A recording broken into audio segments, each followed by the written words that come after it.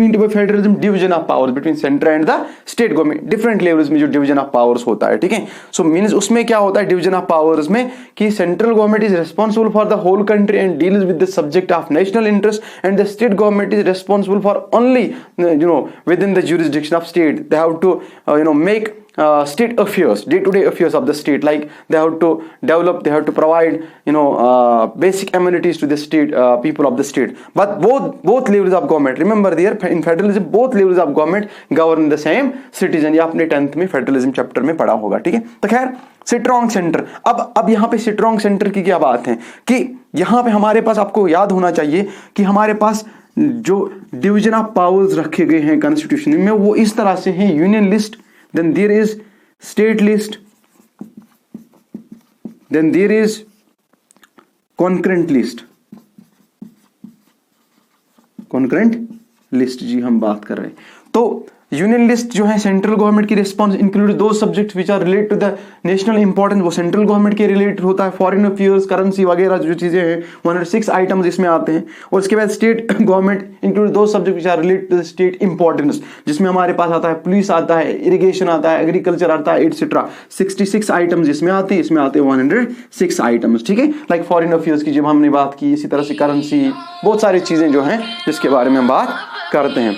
तो इस तरह से इसके बाद हम जो टॉपिक आगे लेके जा रहे हैं वो है कॉन्करेंट लिस्ट की बात हम कर रहे हैं। तो कॉन्करेंट लिस्ट के बारे में मैंने आपको पहले भी बता दिया है। कॉन्करेंट लिस्ट वो लिस्ट होता है इंक्लूड दो सब्जेक्ट्स, ठीक है, which are the responsibility of both government is there. Like forests होते हैं हमारे, इसकी रिस्पॉन्सिबिलिटी, एजुकेशन इसकी रिस्पॉन्सिबिलिटी बोथ गवर्नमेंट में होती है, ठीक है, बोथ गवर्नमेंट इसकी डील कर। But if any conflict arising between centre and the state government, then centre is more powerful than the state government. तो वही हम बात करें concept of federalism with strong centre, यानी कि सेंटर जो है यहाँ पे स्ट्रॉन्ग रहता है। ये फेडरलिज्म हमने बारो किया कहां से, कनाडा से। तो इसके बाद आगे जो हम देखते हैं रेजिडेंट पावर्स, ये इनसे अलग जो होते हैं पावर्स, ये भी हमने ब्रॉड किया है वहां से। और इसके साथ साथ में हम सबसे पहले समझना चाहते हैं यहाँ पे ये भी है कि appointment of governor in the states. तो जो गवर्नर है इसको कौन अपॉइंट करता है, प्रेसिडेंट ही अपॉइंट करता है इनको, ठीक है। तो ये कैसे अपॉइंट होता है, ठीक है, और इसकी रिकमेंडेशन प्राइम मिनिस्टर ही भेजता है इनको, ठीक है, एग्जीक्यूटिव्स में आता है। तो इसको कैसे किया जाता है ये आइडिया भी हमने ब्रॉड किया है कनाडा से। तो इसके बाद हमारे पास इमरजेंसी पावर्स जो हम कह सकते हैं, ठीक है। तो इमरजेंसी पावर्स के बारे में हम पढ़ेंगे। तो जर्मनी से what kind of ideas we brought from the Germany, ठीक है, व्हाट काइंड ऑफ सोर्सेज, ठीक है, of Indian constitution is there. Like हम क्या यहां पे लिखेंगे जर्मनी के बारे में, जर्मनी। तो आइडिया ऑफ इमरजेंसी, यानी कि आपने देखा होगा कि कभी कभार हमारे पास यहाँ पे internal as well as external, ठीक है, प्रॉब्लम्स हो जाते हैं, ठीक है, एक्सटर्नल एग्रेशंस हो जाते हैं कभी कभार, इंटरनल एग्रेशंस हो जाते हैं कभी कभार। तो उस टाइम पे हमें क्या करना, राइट्स हो जाते हैं कभी कभार, डिसॉल्व होती है गवर्नमेंट कभी कभार, लेजिस्लेचर, ठीक है। तो क्या होता है कि प्रेसिडेंट के पास पावर्स होते हैं जिनको इमरजेंसी पावर्स कहा जाता है। Through these emergency powers president can suspend civic rights of the citizen, ठीक है, लेकिन कुछ राइट्स के बगैर, लाइक आर्टिकल 14 के बगैर, लाइक आर्टिकल 21 के बगैर। तो इसी तरह से ये राइट्स कभी भी प्रेसिडेंट जो हैं ये सस्पेंड नहीं करता है। तो खैर अब प्रेसिडेंट के पास कौन से आर्टिकल्स हैं हमारे यहाँ इंडिया में, 352, 356, 360 आर्टिकल्स जो आते हैं जिससे ये इमरजेंसी पावर्स को अचीव कर सकता है। जर्मनी में आपने देखा था कि प्रेसिडेंट 1933 में 3 जनवरी 1933 में जब चांसलर बने थे, highest position in the cabinet ministers मानी जाती है, तो उसने उसी डिग्री का यूज किया था इमरजेंसी पावर्स का। वहां पे 48 डिग्री मानी जाती थी, एक आर्टिकल 48 आर्टिकल, उसको 5 डिग्री के नाम से जाना जाता था। तो जिन्होंने जो 9th क्लास में होंगे या हायर क्लास में, जो अभी 11th क्लास के जो बच्चे हैं उन्होंने 9th में पढ़ा होगा rise of Hitler, Nazism and the rise of Hitler में। खैर आगे हम देखते हैं कि what we brought from the France, क्योंकि हम पढ़ रहे हैं सोर्स ऑफ कॉन्स्टिट्यूशन। फ्रांस से हमने we get the idea of equality.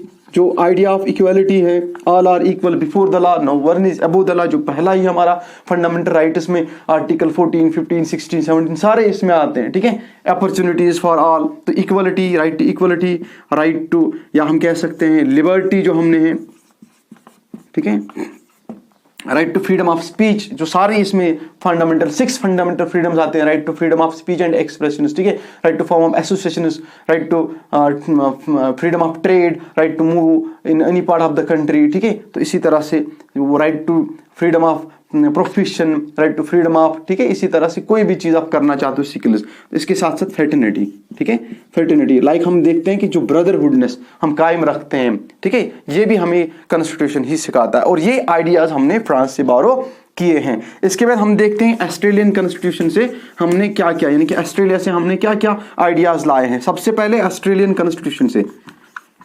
Australian constitution, ठीक है, what we brought from the Australian constitution. सबसे पहले क्या हमने ब्रॉट किया है, कॉन्करेंट लिस्ट, जो हमने अभी बताया, कॉन्करेंट लिस्ट, ठीक है। तो जो कॉन्करेंट लिस्ट जो है, इसमें हमने आपको अभी बताया कि जिसमें इंटरेस्ट बहुत गवर्नमेंट्स होती है, बहुत levels of government, central government और स्टेट गवर्नमेंट भी।